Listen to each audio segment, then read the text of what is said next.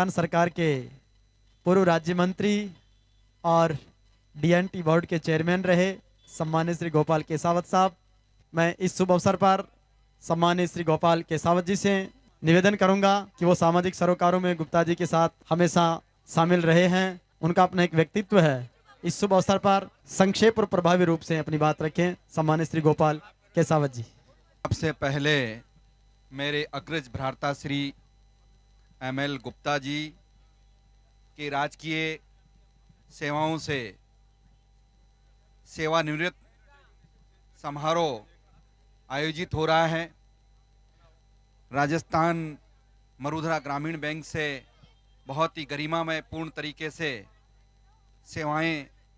इन्होंने दी है और परम श्रद्धेय बाबूजी को नमन करते हुए, गुप्ता जी से आज से मैं नहीं जुड़ा हुआ हूं, लगभग 10 साल से अधिक समय से जुड़ा हुआ हूं और गुप्ता जी बैंकिंग सेवाओं से जुड़े रहने के साथ साथ सामाजिक सरोकारों में इनकी बहुत ही रुचि रही है। मुझे वाकया याद है जब हमारा राजस्थान में संपूर्ण शराबबंदी सत्याग्रह चल रहा था, उस दरमियान में श्री एमएल गुप्ता जी से मुलाकात हुई और इन्होंने हमें बधाई दी, प्रशंसा की कि आप लोग बहुत अच्छा कार्य कर रहे हैं। मैं राजकीय सेवाओं में होते हुए भी आपके इस अभियान का हिस्सा बनना चाहता हूं और इन्होंने प्रत्यक्ष और अप्रत्यक्ष रूप से इस मुहिम को तेज किया और जिसका नज़ारा आपको देखने को मिल रहा है कि इन्होंने अपने कार्यक्रम में भी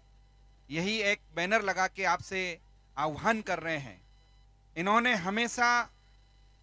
एक हाशिए पर बैठे हुए व्यक्ति को और जब ये बैंकिंग सेवाओं में रहे, कैसे ग्रामीण परिवेश के किसानों को बैंकिंग सेवाओं का फायदा मिल सके, इन्होंने अपना नवाचार सिस्टम किया। मुझे जब ये अपने सेवानिवृत्ति का कार्ड देने के लिए मेरे निजी आवास पर आए और इन्होंने यही कहा कि मैंने हमेशा बैंकों में, आप जानते हैं कि पूंजीपति लोग, धनाढ्य वर्ग के लोग जाते हैं अधिकांशतः, और जब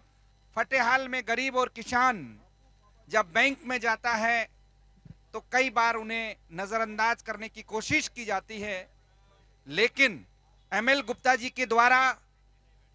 हमेशा गरीब, असहाय, पीड़ित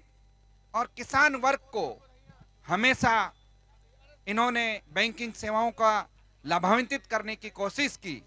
इन्होंने प्रतापनगर क्षेत्र में और अन्य इनके जो, मैं इनके गठवाड़ी भी गया हूं,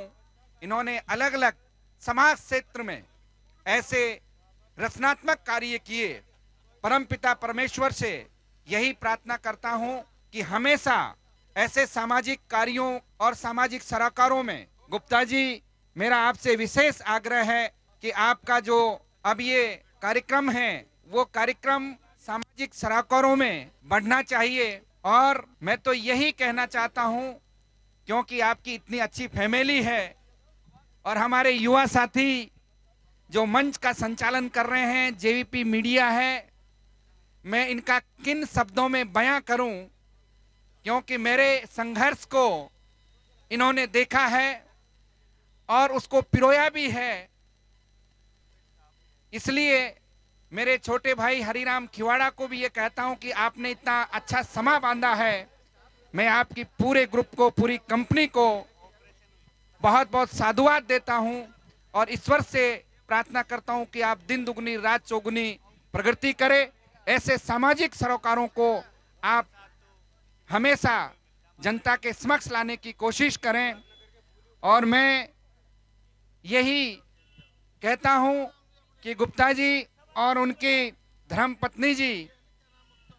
भी काफी सामाजिक सरोकारों से जुड़े हुए हैं और इन्होंने हमेशा बेटी बचाओ बेटी पढ़ाओ के साथ साथ बालिकाओं को शिक्षा से जोड़े रखना, वृक्षारोपण के कार्यक्रम करना और असहाय लोगों की सेवा करना इनके जहन में है। तो मैं तो आपको यही कहूंगा गुप्ता जी कि आप लोग ये रिटायरमेंट नहीं हुए, आप एक नया जीवन का एक शुभारंभ कर रहे हैं और आप में जितनी भी प्रतिभा है, आप बहुप्रतिभा के धनी हैं और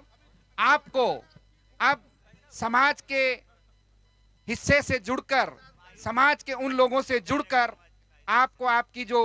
बहुआयामी प्रतिभा के धनी हैं, उस प्रतिभा का फायदा और अन्य समाजों को मिले। क्योंकि आप एक बैंकिंग सेवा से जुड़ने के साथ, जब मैं आपकी डॉक्यूमेंट्री देख रहा था कि आप एक इंजीनियर भी हैं, एक आर्किटेक्ट भी हैं, तो इसलिए आपको उन लोगों को भी जोड़ना है और युवाओं को विशेष करके मोटिवेशनल करके। और हमारे मंच पे एसपी श्रीमाली जी भी विराजमान हैं, ये मोटिवेशनल भी हैं।